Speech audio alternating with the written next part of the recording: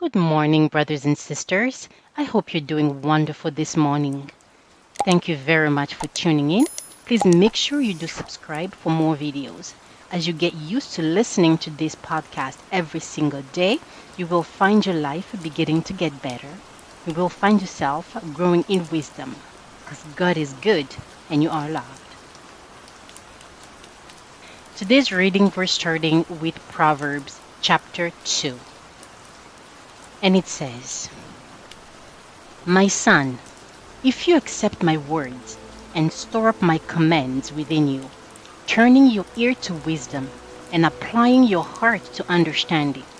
Indeed, if you call out for insight and cry aloud for understanding, and if you look for it as for silver and search for it as for a hidden treasure, then you will understand the fear of the Lord and find the knowledge of God. My brothers and sisters, the fear of the Lord in this instance does not mean fearing to do bad, otherwise God will kill you. No, that is a misunderstanding that many people have regarding the fear of God. Or they think, if I am a good person, if I don't sin, if I don't do anything wrong, then I'm fearing God, then God will always love me. That, my brothers and sisters, that is not the fear of God. The fear of the Lord means walking in His will, means following His instructions, means when He speaks to you and tells you to do something, you go ahead, you obey and do His will. That is the fear of the Lord. Now, how does that relate to this particular passage? It says in verse 1, if you accept my words and store up my commands within you, turning your heart to wisdom and applying your heart to understanding. Why is it important to accept His words, to accept what He's saying, and to store up those commands and remember those words? It's because the more you read something, the more you meditate upon something, the more you accept what is being said, your mindset changes. Doing God's word, walking in His will become organic. You will no longer require an effort. It will become something natural to you to walk in God's will, to do His commands, because those words live within you and they guide you from within, such that you will begin to walk in wisdom. You will begin to walk in understanding. You will have insight. Why? Because He will be speaking to you from within, from your heart, from inside you. His words, His commands will reside inside you. In other words, His Spirit will reside inside you. This is why we are being admonished, we are being asked to seek for wisdom. Seek for it as if you were hunting for a treasure. And why would you seek for that? Because it's all you need in order to live a successful, healthy life. Every single thing that you will need, every advice that you will need, every direction, guidance that you will need will come from within you, from the Spirit of wisdom, the Spirit of God residing within you. And the book of 1 John, my brothers and sisters, confirms this. If you look at 1 John chapter 2, verses 27 to 28, and I'm going to read it to you. This is in the Amplified Version, and it says, as for you, the anointing, the special gift, the preparation which you received from Him remains permanently in you, and you have no need for anyone to teach you. But just as His anointing teaches you, giving you insight through the presence of the Holy Spirit about all things, and is true and is not a lie, and just as His anointing has taught you, you must remain in Him, being rooted in Him, knit to Him. That, my brothers and sisters, means when you seek wisdom, you receive wisdom, you store up God's words, you store up His command into your heart. You have also received the Spirit of God. It comes to live within you, it comes to guide you, and it will teach you all things. See, my brothers and sisters, learning about God is not limited to sitting in a church pew and listening to a pastor. No, because not all of them necessarily walk in the will of God. Not all of them necessarily are called of God to teach the word, to teach the gospel. Not all of them are necessarily called to start churches, because some are out there starting churches, teaching people, collecting tithe, walking in the ministry without being appointed, without being called. Why? Because it is convenient, it is easy, and it is profitable. So here the Bible is encouraging you to seek wisdom, to seek understanding, and when you find it, you will be able to discern all this. Everything you need to know, everything you need to know about God, about life, about people, about anything, it will come from within you, because He will begin to speak to you from within, inside of you. So this is why the Bible is stressing us the importance of learning, having, receiving wisdom, seeking for it, asking for it, and receiving it. It is for you, for the asking. That's all you are required to do. Why must you ask? You wonder. Why doesn't it just give it to you? Because, my brothers and sisters, anything that comes to you easily, anything that you do not pay a price for, is very easy to devalue. We don't value what comes to us easily. Look at King Solomon. He asked for the spirit of wisdom. One time only, it was given to him. And yet, look how his life turned out. He never followed his own advice. He never listened to the guidance that comes with wisdom, and lived his life in debauchery, full of women and unlawful, unnecessary marriages that contributed to his own ruin. So, my brothers and sisters, ask. It's yours for the asking, every day, every morning, at night, when you're praying, while you're driving to work, while at work, at lunchtime. Ask God for the spirit of wisdom. It will give you understanding. It will give you insights into the things that are happening. You will begin to understand why things in the world, why things in life happen the way they do. It is yours for the asking. Verse 6. For the Lord gives wisdom. From His mouth comes knowledge and understanding. He holds success in store for the upright. He is a shield to those whose walk is blameless. For He guards the course of the just and protects the way of His faithful ones. What is He saying here? Wisdom also comes with protection. Protection, why protection? Because you will never find yourself where you're not supposed to be. You will never see yourself doing what you're not supposed to be doing. You will have a nudge in your spirit. Something within you will tell you, I don't need to be here. It's not necessary. Therefore, you will turn and walk away. That, my friend, is protection. How often do we hear or see people dying unnecessarily? Because very often they were at the wrong place at the wrong time, and therefore they encountered death when it came passing by. They die prematurely. They die young. They die when they're not supposed to, because they found themselves where they were not supposed to be in the first place. Now the spirit of wisdom will make sure to warn you, will make sure to guide you. You will find yourself feeling very uncomfortable when you are where you're not supposed to be. And it will make perfect sense for you to just pack up and leave. That, my friend, is wisdom.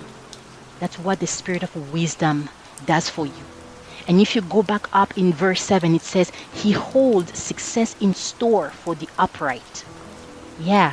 So when you're walking with the spirit of wisdom, you become successful in life. You follow His instruction because He teaches you everything. You find yourself being able to understand and do a lot more, to understand things that the average man does not understand. And therefore, you find yourself succeeding in different areas of your life. Be it in relationship, be it in your finances, be it in business, be it in school, be it in your health. You will find yourself always ahead of time, ahead of others. Why? Because the spirit of wisdom has taken you there. It ensures that you are learning. It ensures that you are there moving forward. It is beneficial for you. And all this, my friend, God is saying, just ask for it, seek for it, as if you were hunting for a treasure. How do you seek for it? In prayer. Just ask, be diligent. Lord, give me wisdom. Cause me to walk in wisdom. Give me the spirit of wisdom. And He will give it to you. Ask. You will gradually see yourself making better decisions, thinking the right thoughts. Ask, my brothers and sisters. Just ask, and it shall be given to you. Verse 9, my brothers and sisters, goes on to say, Then you will understand what is right and just and fair, every good path. For wisdom will enter your heart, and knowledge will be pleasant to your soul. See, wisdom and knowledge, it will make you happy. It will make you joyful. It will make you full. You will never know what it is like to be lonely. No. Because the spirit of wisdom is a friend. You're always thinking ahead. You're living in the presence of God. You are assured of that. And when you know you are in the presence of God, loneliness escapes you. You don't know what it is. Because in essence, my friends, when you look at things, what does it mean to be lonely? Why are people lonely? And if you look at people who claim to be lonely and depressed, are people who are surrounding by a crowd. They're always surrounding by people. They're always surrounding by family. They're always surrounding. They always have people around them. And yet, they feel lonely, they get depressed, and some even commit suicide. Why? Because being lonely is living in the absence of God. Being lonely is a spiritual state, a state of disconnection from God, a state of disconnection from God. And we as human beings, we were created to live in communication, to live in the presence of God. And when we do not have that connection, we start feeling lonely, although we are surrounded by people. Loneliness is not a physical state. It is a spiritual state. Now, when you have the spirit of wisdom, you have a friend living inside you. You have God living inside you. Loneliness, you don't know what it is. You may live your entire life alone, but you will never be lonely. This is the beauty of it. That's what sets you apart from others. You don't need a whole bunch of friends, a whole bunch of people around you in order to be happy. No. You just need that spirit of God to live within you, to be with you in order to be fulfilled in life. That is something that a relationship can never give you. That is something that a friendship cannot give you. No. It isn't wise to depend on human friendships. I'm not saying they're bad. No. They can be beneficial, especially if they're wonderful ones. But if you don't have them, if all you have is God, that's it, my friend. You and God are the majority. That's all that matters. Just focus on Him, ask for wisdom and fellowship with Him, and you'll be just fine. In verse 11 it says, discretion will protect you and understanding will guard you. Let me read that in the Amplified Version what it says. It says, discretion will watch over you. Understanding and discernment will guard you. See, you don't just go ahead and live your life in the open, flashing for everyone to see. It's unnecessary. You don't need the world to see exactly what it is that you're doing in order to get praised. That is the flesh. That is vanity. No. You live your life discreetly.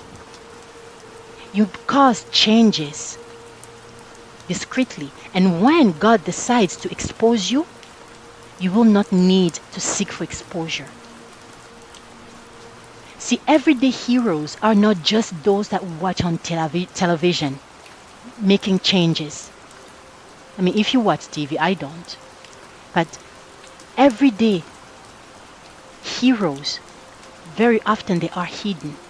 We don't know about them. We only see the impact of their acts, the impact of their work. That is called discretion. And then when God decides to expose you, He Himself will make it possible. He will open doors and arrange opportunities, arrange situations in which the world comes to know about you. That's why it's unnecessary to seek fame. It's vain. Stop following those people who do. They do things to be so they can become famous. They expose themselves in such a way to grab attention. That is foolishness. Those people are lonely. They're empty inside. They feed from that attention. That's a type of attention that is not fulfilling. So they keep doing the same thing over and over again on social media, on TV. You hear about them on the radio, on podcasts, on YouTube, doing outrageous things, exposing themselves in such a way that they gain the world's attention and get people talking because they are lonely. But the kind of fame that God gives, it comes in His own time. You find yourself very often working in the dark, working when no one else knows you, no one else knows about you. And then when it comes the right time, He Himself will give you exposure when it is necessary. So here, the Bible is telling us that discretion will watch over you. Understanding and discernment will guard you. When you're walking with the spirit of wisdom, this is what happens. God doesn't just want you to go out there and tell your business to everybody. No, it's not needed. It's unnecessary. No, don't do that. Learn to work in discretion, in the presence of God. Focus on your business. Focus on your own thing. And let God bring you the exposure in His own time. And when His time comes, you will discern it. You will know, this is the time. This is my time. You will know it. You will know it. So ask for wisdom. Focus on the wisdom. Ask for it. Seek for it in prayer. Every day, ask for it, and God will give it to you. And when He gives it to you, listen to what it's telling you and obey. It might be difficult at first because your flesh will fight. Your flesh will fight, will try to cause you to dissuade you from following the voice within. But with practice, you will learn to subdue it. Sometimes you might require fasting in order to make your flesh, your body, subject to your spirit, which is connected to the voice of God. This is the reason why we fast.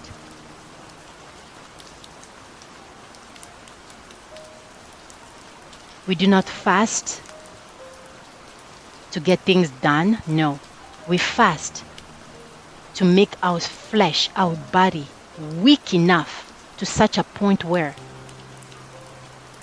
we no longer hear it speaking. It no longer controls us. but we're controlled by our spirit within us. That's the reason why we fast. And when you receive the spirit of wisdom, when you ask for it, you will begin to hear its voice talking to you from within. The only requirement will be for you to obey that voice. Obey it. No matter what your body says, no matter what your flesh says, and it will never be okay with it. At least not at the very beginning. But you will have to make your body subject to your spirit. Then you will begin to see the spirit of wisdom flourish in your life. Verse 12 it says, wisdom will save you from the ways of wicked men, from men whose words are perverse, who have left the straight path and walk in dark ways, who delight in doing wrong and rejoice in the perverseness of evil, whose paths are crooked and who are devious in their ways. In other words, my brothers and sisters, wisdom will stop you from hanging around people you shouldn't be hanging around in the first place. Period. People with whom you shouldn't be friends with in the first place. Period. People you shouldn't be associated with in the first place. Period. That's what the spirit of wisdom will do for you when you listen to it, when you receive and listen to it. And guess what's going to happen?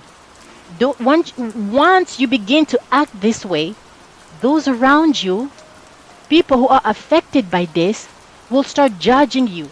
They will start calling you names. Oh, you think you're all that. You think you're better than us. No. That has nothing to do with it. You simply became wiser. You're now walking with the spirit of wisdom, so you're now wiser. So when you're wiser, you know better, you start doing better. So unless they too change and start walking in wisdom, you cannot keep hanging around them. So let them judge you. Let them call you names. Let them bully you. As long as you're not hanging around them anymore, you're good. So refuse to hang out with them. Refuse to fit in with people you shouldn't be hanging around with. Refuse to just fit in anywhere. Have some standard. And when you start walking with the spirit of wisdom, my friends, you start setting up standards for your life. Your standards for friends, for relationships, start changing. And you will be required to leave those friendships behind. Friendships that lead nowhere. Friendships that leave you feeling lonely when you're alone. Friendships that suck the life out of you. That takes the best out of you. You feel nothing but empty and weak after you have fellowshipped and hung out with them. Those are the types of people, the types of friendships that it is referring here. The Bible refers them as perverse. And it says they have left the straight path and they walk in dark ways. They don't feel better unless they put someone else down. Unless they curse people. Unless they do mean things and say evil things about people to make themselves feel better. And those are the types of people, the types of friendships you have to separate yourself from. Because you are better than that. This is what the scripture is guiding us to do here. Be wise and listen. Ask for wisdom and let it guide you and separate yourself from perverse people, from unnecessary friendship, and end unnecessary relationships you should not be in the first place. Verse 16 says, wisdom will save you also from the adulterous woman, from the wayward woman with her seductive words, who has left the partner of her youth, and ignored the covenant she made before God. Surely her house leads down to death, and her path to the spirit of the dead. None who go to her return or attain the path of life. And to young men, my friends, wisdom will save you also from the adulterous woman. Who is the adulterous woman that the Bible is referring to in this passage here? A horny woman.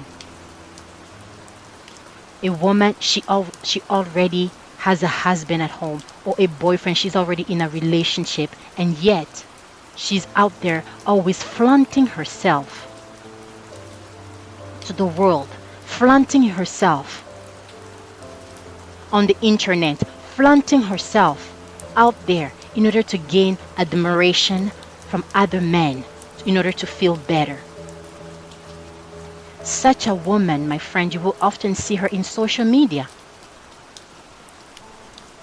The Bible is telling us, if you fall prey to her seductive ways, to her seductive words, and you go to her, you find yourself in a relationship with her, you have gone to the spirit of the dead. You will never attain the path of life again. In other words, you will never know joy in your life. Because she is there to lure you from the wrong path. She is there to lure you, to control your mind, to change your thinking, to influence your thinking. See, my friends, true beauty isn't physical. True beauty is spiritual. A woman that is truly beautiful is a woman of character.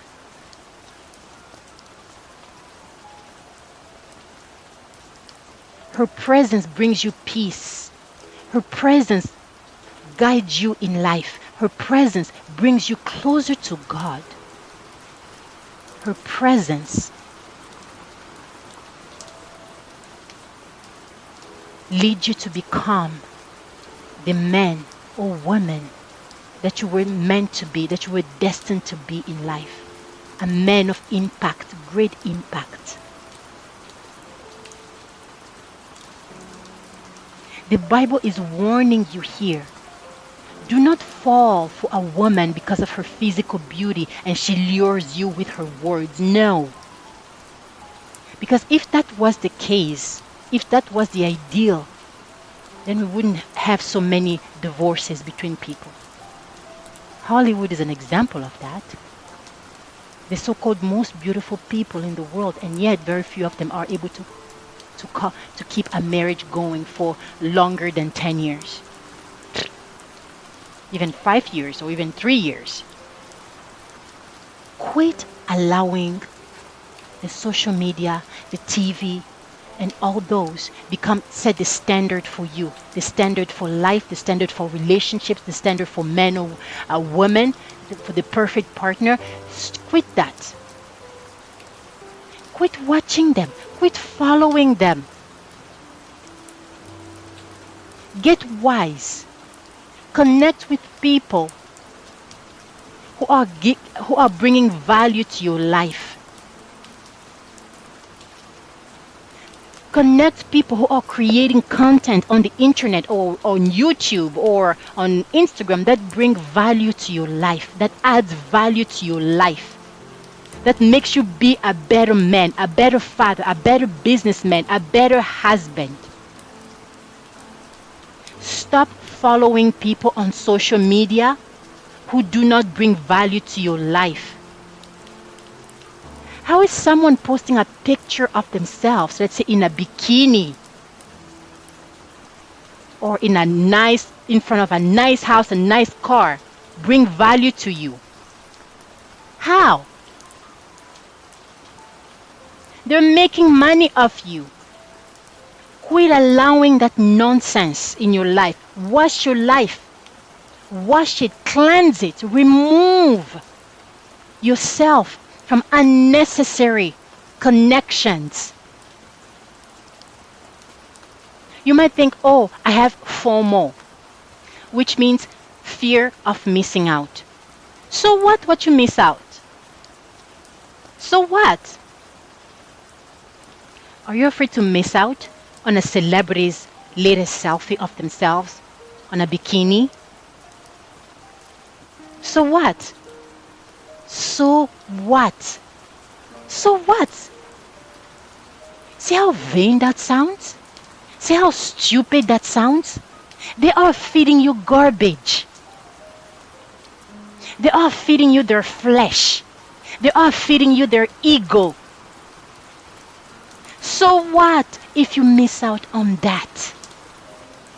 See how futile we have become. See how stupid we have become as a people. So change that. Refuse to be among those who follow them. Refuse to be among those who listen to them. Are you serious? So what if you miss out? Go ahead. Miss out on purpose.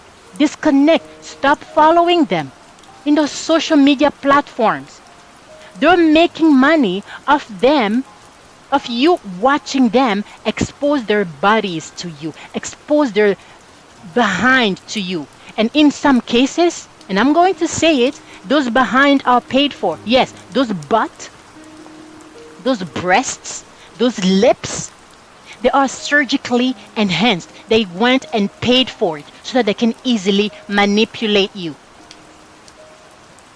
Stop following all that. The Kardashians, the other ones, and so forth, and everybody wants to be like them. What the heck? Quit all that nonsense. Grow up. Grow up. Grow up. Grow up. And remove yourselves from their platforms.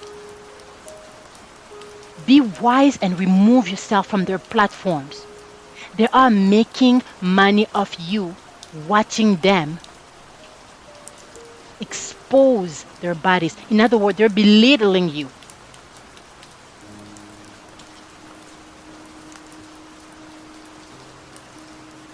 Wise up, my friends. Wise up. And this doesn't just apply to young men. Let me remind you, it also applies to women. Vice versa. Who thinks it is good to be a side chick, to go out with married men. Let me tell you something. You're only number 2. You will never be the best for him. You are only an alternative, very, very easily disposable. You are being used. So if a married man comes to you, approaches you with his request, comes to you with his intentions, trust me, he's only looking to fulfill his own personal fantasies, his own personal desires. The only person that he has in mind is him and him alone. A married man coming after you, seeking to have a relationship with you, is in a selfish quest to fulfill his own desires. And do you know what? Let me remind you something. He will never break his marriage. He will never break his family in order to start one with you. So you young ladies out there, my sisters, be wise and turn him away. He's not coming to you because he thinks you're better. No. He's coming to you because he's in a quest to fulfill, a selfish quest, I have to say, to fulfill a fantasy, to fulfill his desires. And then he will leave you on the side. He will throw you away like a dirty rag once he's done with you. Do you know why? Because there are others. Because there are other women available. Because he can get another one of you. You aren't unique to him. You aren't special for him. You are just an alternative. You are just an option. to fulfill his sexual desires. And once things start getting better at home, or if once he gets tired of you, he will get another one, leaving you all broken. So don't be flattered by such relationships. Don't be flattered by such men when they approach you. Rebuke them sternly and send them back to their wife, because he's up to no good, and the only person that's going to be left broken and wounded and hurt, it is going to be you. So save yourself. Remove yourself from that situation and walk away from that man. Rebuke him to such a point where he never comes back to you again. Be strict, be stern, be tough on him. Then let him know that this is no joke, because he's up to no good. Do so for your own sake.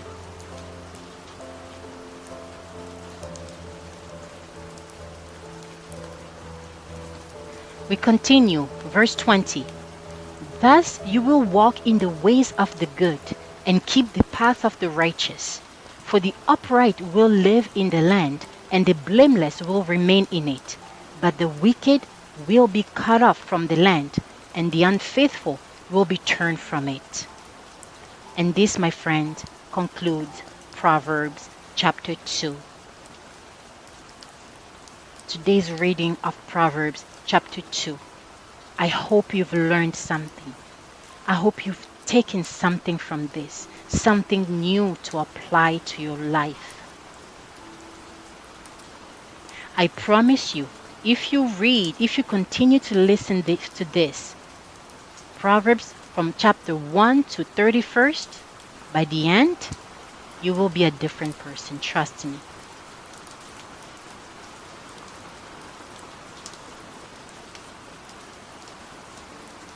You are worth more than that. You are loved of God.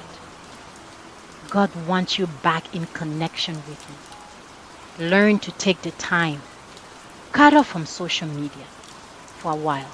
Put away your phone and connect with God. Ask for wisdom. Let Him guide you. Let Him be with you. Let Him guide you, give you guidance, give you understanding, and your life will change. Refuse to be controlled by the outside influences, because the spirit of wisdom from within will be guiding you towards a better life, a better you, a better path. Thank you for watching. Please do not forget to comment, to like, or to subscribe to this channel, because there's going to be more coming. This is only the beginning. Thank you for watching. May God bless you. Stay safe and walk in wisdom. Thank you.